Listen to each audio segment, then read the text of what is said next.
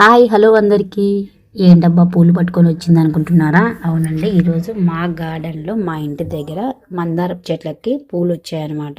ఇది వచ్చేసి రెడ్ది ముద్ద మందారం. ఇది హైబ్రిడ్ అనమాట, మామూలు నాటుది కాదు. దీనికి ఎప్పుడు మొగ్గలు వచ్చినా వచ్చి అన్ని రాలిపోతూ ఉండేది. ఈరోజే పువ్వు పూసింది. ఇక్కడ ఆకు చూసారా, దీనికి పురుగు పట్టింది అనమాట. ఈ చెట్టు వచ్చేసి క్రీమ్ కలర్ ముద్ద మందారము, చాలా అంటే చాలా బాగుంది. ఫస్ట్ టైం ఈరోజే పూసింది అనమాట.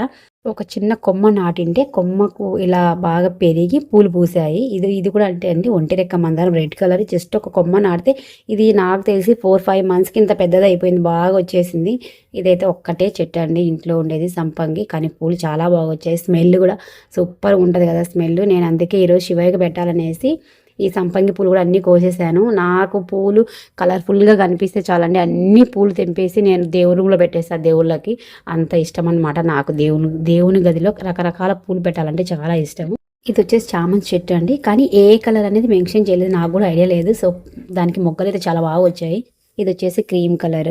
ఇది వచ్చేసి మన నాటు మందారము, ముద్ద మందారము పింక్ కలర్లో. ఇది కూడా జస్ట్ మొక్కే అని నేను నాటింది. చిన్న మొక్క నాటితే పెద్దగా అయిపోయి ఫ్లవర్ చాలా బాగా ఇస్తుంది అనమాట.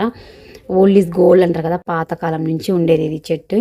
సో ఇప్పుడైతే అన్ని కలర్స్ వచ్చాయి, కానీ అప్పుడైతే ఎక్కువ ఈ కలరే ఉండేదన్నమాట. ఎక్కువ నేను చూసిన కలర్ కూడా ఇదే. సో ఫైనల్గా అయితే ఇక్కడ వచ్చేసి ఒంటెరక మందారంలో పింక్ కలర్ మందారం. ఇదైతే నేను నర్సరీ నుంచి తెచ్చుకున్నాను, చెట్టు అలాగే నాటేశాను. ఫైనల్గా అయితే చూసారు కదా, మాకు ఒక బౌల్ నిండా వచ్చాయి. ప్రతిరోజు మాకు ఇలా ఒక బౌల్ నిండా పూలు వస్తాయండి. నేను అన్ని దేవుళ్ళకు బాగా చక్కగా అలంకరించేసుకుంటాను.